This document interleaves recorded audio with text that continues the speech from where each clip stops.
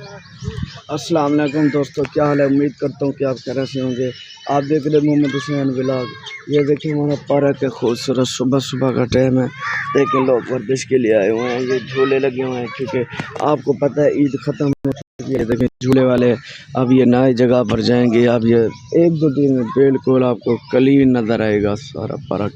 ये सारे झूले वाले चले जाएंगे इंशाल्लाह। ये सब सामान ओपन हो जाएगा। बंदे आए हुए हैं, वर्जिश कर रहे हैं। ये देखें बच्चों को लेके आ रहे हैं, झूले खा रहे हैं, नज़र खा रहे हैं। ये देखें आपके सामने, इसको पकड़े।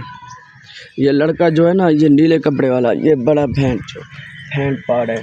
ये शेरी का भाई है, शेरी का भाई है बहुत चालाक लड़का। इसकी शक्ल देखना, जहाँ पर भी मिले इसको कमेंट मार देना इसको। ये देख लें भाई, कहाँ है वो तेरा?